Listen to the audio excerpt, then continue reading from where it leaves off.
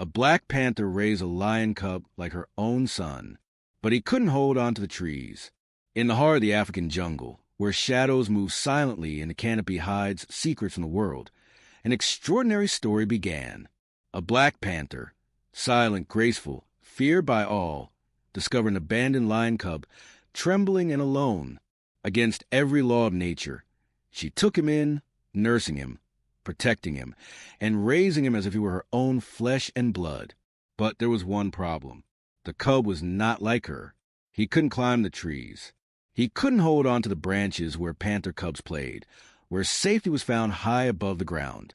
Each time he tried, he slipped, his claws scraping bark, his tiny body tumbling back to the earth, and each failure carved a deeper question into his heart.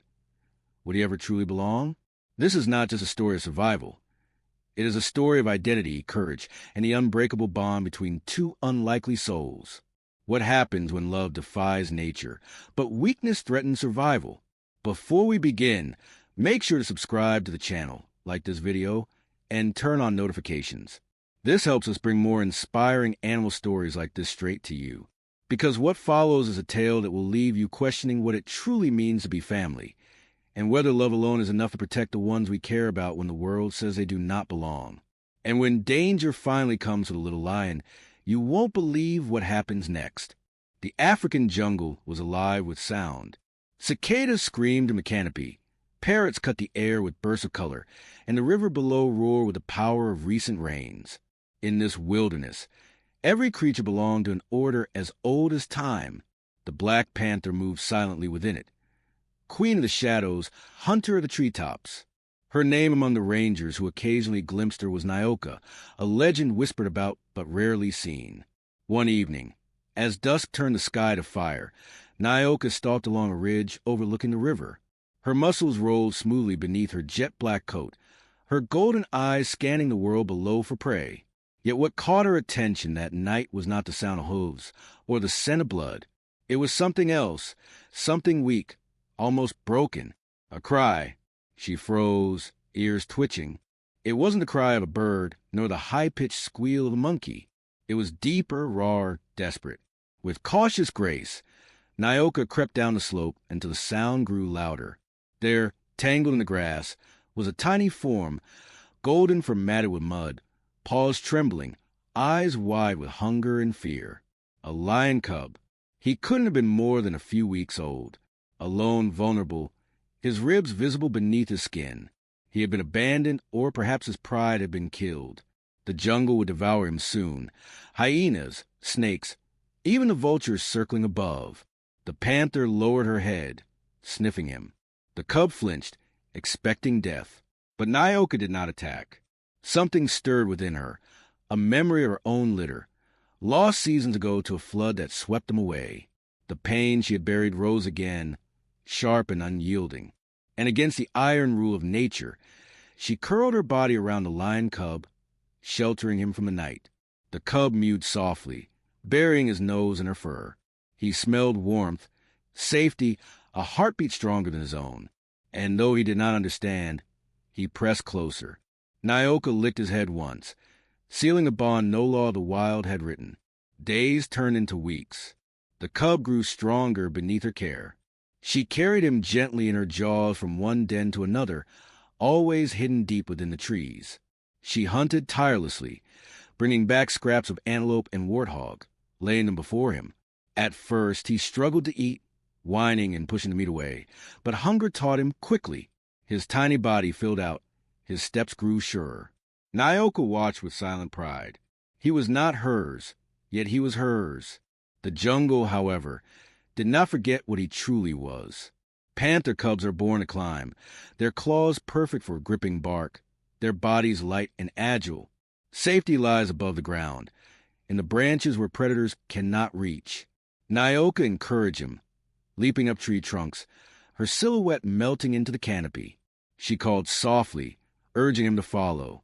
The lion cub, whom we will call Keone, for the strength of his spirit, tried. Again and again, he placed his paws on the rough bark, digging in with all the power he had. He scrambled a few feet, his small muscles quivering, but always he slipped. He tumbled back into the dust, dazed, embarrassed, and sometimes crying in frustration. Nyoka would descend, nudging him with her nose, licking his fur as if to say, "Try again. You belong here with me." But in his heart, Keone wondered. Belong? He was different. He was heavy where she was light, clumsy where she was graceful. The branches rejected him, the trees denied him, and danger began to notice. One evening, as Nyoka hunted, Keone waited in the grass below a massive baobab tree. He tried once more to climb, his claws scraping desperately against the bark. Halfway up, he lost his grip and crashed to the ground. His cries echoed longer than usual. From the shadows, eyes gleamed. A pair of hyenas, drawn by his weakness, crept closer. Their laughter slithered through the night air. Keone froze, his body trembling. He backed against a tree, too afraid to move, his small growl swallowed by the darkness. The hyenas closed in, jaws snapping, eager for easy prey. But before they could strike, the forest itself seemed to explode. Nyoka sprang from the canopy like a shadow given wings. She landed between the cub and the hyenas, her roar splitting the night. Her claws slashed, her teeth tore, and within moments the scavengers fled, tails tucked, their laughter silenced. Keone collapsed into her fur, shaking. Nyoka pressed her head against his, her golden eyes fierce. He was safe, but the lesson was cruelly clear. His inability to climb had nearly cost him his life. That night, as Keone slept curled against her, Nyoka stayed awake, her eyes fixed on the horizon. She knew the truth. This jungle would never forgive weakness. She could fight off hyenas, yes, but what of leopards, snakes, even lions who might see him as an intruder? And what of his future? Could a lion raised among panthers ever find a place of his own? The bond between them was real, unshakable. Yet even love could not erase the truth of nature. And as the dawn painted the sky, Nyoka wondered, how long before the jungle tested him again? The jungle came alive with the golden light of morning. Mist drifted over the treetops, and the calls of hornbills echoed across the canopy. Nyoka stretched her lean, black frame along a fallen log, her eyes scanning the world for danger. Beside her, Keone stumbled awkwardly through the undergrowth, chasing a butterfly. His paws were clumsy, his balance uncertain, yet there was joy in his movements, joy born not of belonging but of her protection. Yet beneath Nyoka's watchful gaze, a truth gnawed at the edges of their bond. Keone was not made for her world. As days passed, his lion's body grew larger, heavier. Panther cubs at his age would already be darting up trunks, their tiny claws biting into bark, their tails flicking with confidence as they hid in the branches. Keone tried every day, driven by the desperate need to mirror the only mother he had ever known. But each attempt ended the same. His muscles straining, his claws slipping, his weight betraying him. The trees rejected him. One afternoon, Nyoka crouched low, eyes gleaming, as she demonstrated again. With a single bound, she scaled halfway up a massive fig tree, gripping with ease, pausing to glance down at him. Her golden eyes urged him to follow. Keone sprang forward, his small roar more determination than sound. He clung to the bark, hind legs kicking, claws raking. For a moment he climbed, 2, 3, 4 feet up. Hope surged in his chest. But then gravity claimed him. He slipped, tumbling backward into the dirt with a painful thud. He let out a frustrated growl, tears welling in his wide amber eyes. Nyoka descended in silence, pressing her nose against him, licking the dust from his fur. But the ache in her heart deepened. She could protect him today. Tomorrow, perhaps for moons, but not forever. And in the wild, forever was never promised. The danger came quicker than she expected. At the edge of the jungle, a troop of baboons had settled near the riverbank. Their calls were loud, their numbers overwhelming. Normally, Nyoka avoided them. They were too many even for a panther's strength. But on that day, Keone strayed too close. He padded curiously toward the sound, his tail flicking. From the shadows, Nyoka followed, tense. She wanted to call him back, but he was learning, testing his world. She could not cage him with her fear. A baboon spotted him first. It screeched, baring its teeth. Within seconds, the troop erupted, dozens of powerful bodies rushing from the trees, their sharp fangs glinting, their hands armed with rocks torn from the riverbed. Keone froze. He tried to dart backward, but his paws tangled in the roots. The baboons closed in, their shrieks filling the air. One hurled a rock that grazed his shoulder, sending him sprawling. Nyoka exploded from the shadows. Her roar split the jungle, her black body slamming into the ground between Keone and the attackers. Her claws slashed through the air, catching one baboon across the chest. The others hesitated, but their numbers emboldened them. They circled, screeching, their eyes flashing with hatred. Keone whimpered, scrambling against the earth. His instinct screamed to climb, to find safety in the branches. But the trees betrayed him again. His paws slipped, his claws barely catching. He fell hard, pain shooting through his tiny body. The baboons advanced, closed in a circle. Nyoka fought like a storm, her muscles coiled, her fangs sinking deep. She struck one, then another, her roar echoing across the valley. But the troops swarmed, their claws raking her sides, their teeth snapping at her legs. With one last swipe, Nyoka leapt backward, grabbing Keone by the scruff of his neck. She bounded into the forest, her powerful legs carrying them both away. The baboons chased, their cries following, but the jungle swallowed her, shadows wrapping her like armor. Only when the cries faded did she stop, panting, her body streaked with blood. She dropped Keone gently, her eyes fierce. The cub looked up at her, trembling. He pressed against her chest, burying his face in her fur. His heart beat fast, his breath shallow. He understood something for the first time. His weakness had nearly killed them both. For days after, Nyoka did not rest. She carried Keone to deeper parts of the jungle, far from the baboons, away from the riverbanks where danger lurked. She hunted cautiously, never straying too far. Each sound made her ears twitch. Each shadow made her tail flick. She was Panther, yes, queen of shadows, but she was also mother now, and motherhood was fear carved into bone. Keone, however, grew restless. He practiced climbing every chance he got, throwing his weight against the bark, straining until his claws tore. He would reach a branch, maybe two, before slipping, and every fall left him more desperate. One night, after failing again, he sat in the clearing, his head bowed. "Why can't I do it?" he seemed to whimper, though no human could hear the words. "Why am I not like you?" Nyoka lay beside him, curling her body protectively. Her eyes, luminous in the moonlight, held no judgment.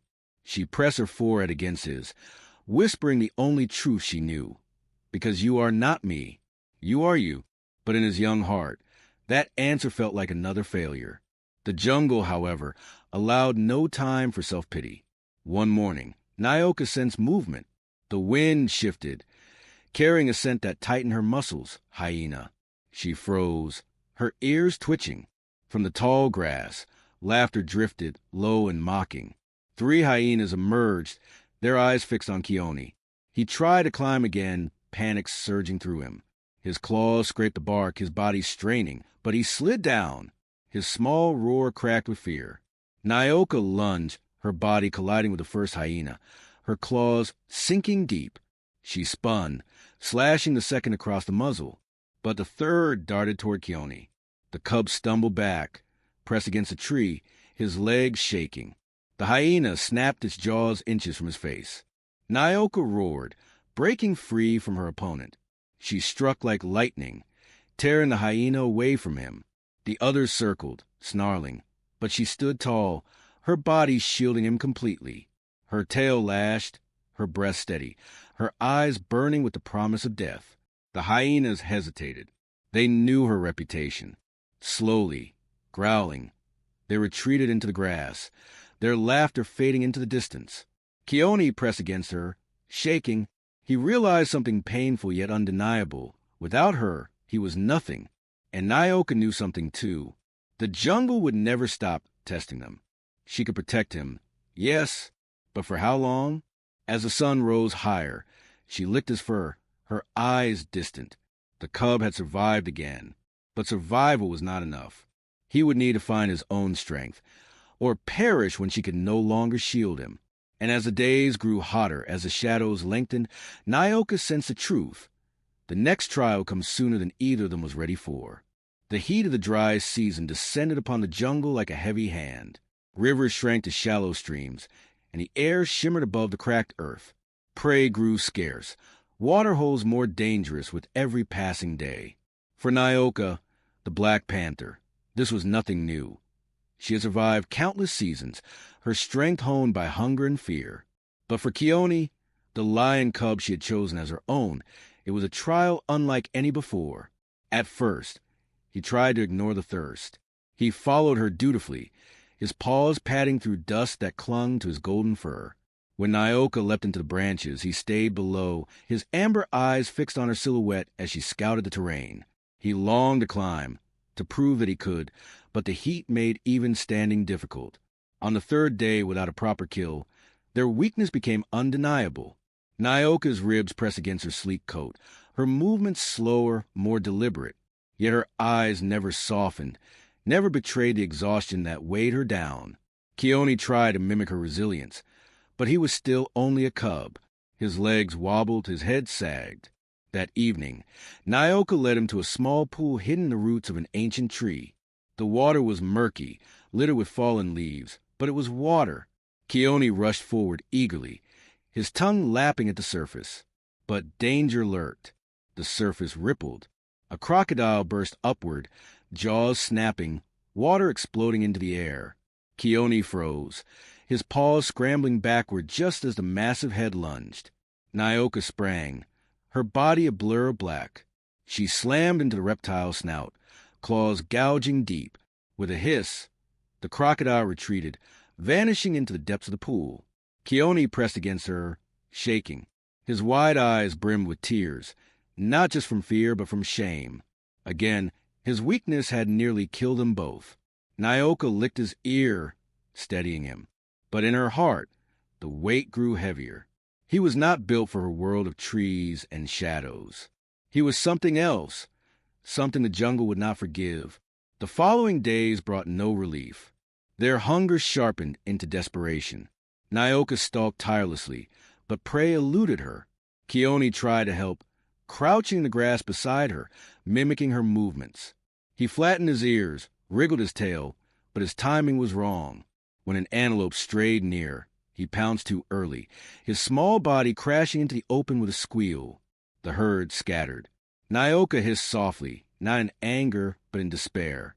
Hunting with him meant failure, and failure meant starvation. Keone's ears drooped. "I ruin everything," his body seemed to say as he crouched low, ashamed. That night, as they rested beneath a tree, Keone curled into her side. He whispered in his silent way, "Maybe I don't belong here. Maybe I don't belong anywhere." Nyoka stared into the darkness. She had no answer. The setback came one fateful morning. They stumbled upon a carcass at the edge of a dried riverbed, a wildebeest brought down by another predator.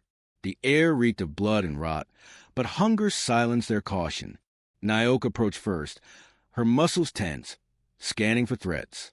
When the silence held, she tore into the flesh, dragging a portion aside for Keone. The cub devoured it greedily, relief washing over him with every bite. For the first time in days, strength returned to his legs. Hope flickered in his eyes. But hope was short-lived. A pack of hyenas appeared, their laughter cutting through the morning air. 6 of them, lean and hungry, their eyes burning with greed. They circled, snarling, their claws tearing the dust. Nyoka stepped forward, her body coiled, her growl vibrating deep in her chest. She had fought hyenas before.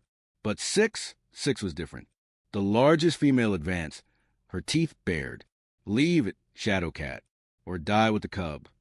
Keone's heart raced. He pressed against Nyoka, his body trembling. He wanted to roar to show strength, but only a squeak escaped his throat. The hyenas laughed. The fight erupted. Nyoka lunged, her claws slashing, her fangs ripping into the first attacker. The hyena yelped, collapsing, but the others swarmed. They snapped at her legs, bit into her flank, dragged her down. She spun and struck, her black body a whirlwind of fury. Blood spattered the dirt. Keone darted back, his paws stumbling. He tried to climb the nearest tree, desperate to escape, but as always, he slipped. His claws scraped bark, his body fell. Pain shot through him as he landed. He cried out. The sound distracted Nyoka for a split second, and that was enough. A hyena's jaws closed around her shoulder, dragging her down. Another clamped onto her hind leg. For the first time, Nyoka roared not in dominance, but in pain. Keone's world shattered. He saw her struggling, pinned beneath the pack, her golden eyes flashing with both fury and fear. She would not survive this, not alone. Something broke inside him. The cub who always fell, always failed, surged forward. He leapt at the smallest hyena, his tiny fangs sinking into its ear. The hyena yelped, thrashing, and Keone clung on, growling with every ounce of strength he had. It wasn't much, but it was enough to distract them. Nyoka seized the moment. With a roar that shook the trees, she tore free, slashing with renewed fury. She struck down one, then another, her claws painting the earth red. The surviving hyenas retreated, dragging their wounded, their laughter broken into shrieks of defeat. Silence fell, broken only by Nyoka's ragged breaths. She staggered, blood dripping from her wounds. Keone limped to her side, his small body trembling. His amber eyes shone with pride and sorrow. He had fought, yes, but his weakness had nearly cost her life. Nyoka lowered her head, pressing her forehead against his. She licked his cheek once, silently telling him, "You are mine. You are enough." But even as she comforted him, her strength faltered. She collapsed onto the ground, her sides heaving. Keone panicked. He nudged her, mewing desperately, but she did not rise. His heart pounded. She had always been the shield, the shadow, the strength. Now she was broken, and he was all that remained. The jungle pressed him with its endless sounds, the rustle of predators, the buzz of flies over blood. Keone stood trembling, staring into the trees. For the first time in his short life, the cub understood survival was no longer just about being protected. It was about becoming strong enough to protect the one who had saved him. He lowered himself beside her, his small body pressed to hers, his ears twitching at every sound. He would not leave. He would not run. He would fight the whole jungle, if he had to. But in his heart, one question burned like fire. Could a cub who could not climb, who always fell, truly rise to protect the only mother he had ever known? And as the shadows lengthened, and Nyoka's breath grew shallower, that question became the only thing that mattered. The sun beat mercilessly over the parched earth, baking the jungle floor into cracked clay. The trees seemed to droop under the weight of the dry season, their leaves brittle, their shade thin. Nyoka lay hidden in a hollow beneath a great fallen log, her breathing shallow. Blood still stained her glossy black coat, wounds from the hyena attack refusing to close. Beside her, Keone paced restlessly. His golden fur caught the sunlight, his amber eyes sharp with worry. He nudged her shoulder with his small head, whimpering, but she only stirred weakly. Once, she had been the shadow that swallowed danger whole. Now, she was fragile, her strength drained. Keone felt a heaviness he had never known. The jungle no longer seemed like an endless playground. It was a battlefield, and he was alone. He licked Nyoka's ear gently, then stood. Hunger gnawed at his belly. Thirst cracked his tongue. But more than that, fear pounded in his chest. He had to do something, anything, to help her.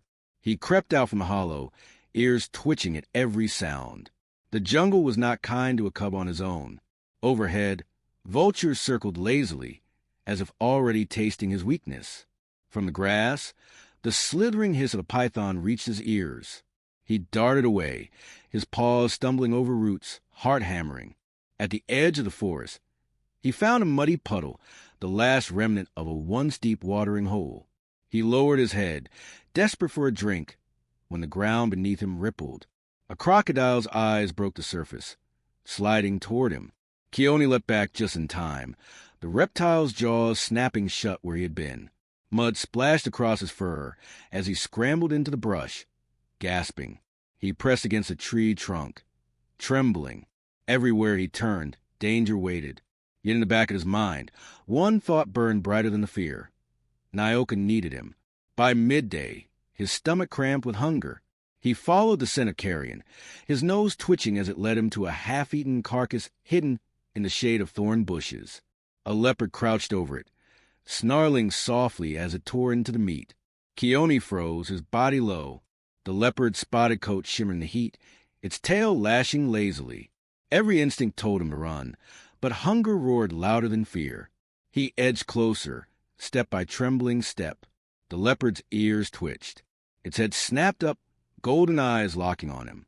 A low growl rumbled from its throat, vibrating through the air. Keone stood frozen, his legs shaking. He tried to puff his chest, to growl back, but only a squeak escaped. The leopard hissed, leaping forward. Keone bolted. He darted to the thorns, branches ripping at his fur. The leopard chased, its sleek body gliding effortlessly through the brush. Keone's heart raced. Faster, faster, until he spotted a fallen log bridging a shallow gully. He leapt onto it, paws scrambling. The leopard lunged after him, but its weight snapped the weakened log. With a crash, the predator fell into the gully below, snarling in fury. Keone skidded across the far side, panting, his chest heaving. He had survived, but only by accident, and still he had no food. As the sun dipped low, shadows stretched long and thin. Keone dragged himself back toward Nyoka's hollow, empty-pawed and weary. His throat burned, his belly ached, but his heart ached worse. He had failed her. Again, when he crawled inside, Nyoka opened her eyes. She was weaker, but she reached to lick his cheek. Her golden gaze told him what words could not. She did not blame him. She loved him still. Keone curled beside her, his body pressed tight, promising silently that he would try again tomorrow. But fate had other plans. That night, the jungle erupted with roars. Not the shrieks of hyenas, nor the hisses of snakes, but the deep, commanding roars of lions. A nomadic male, massive and scarred, prowled into their territory. His mane glowed dark in the moonlight, his eyes cruel with hunger and dominance. Keone froze, ears flat. He knew that sound instinctively. This was not family. This was death. The lion's massive paws crunched through the brush, carrying him toward the hollow.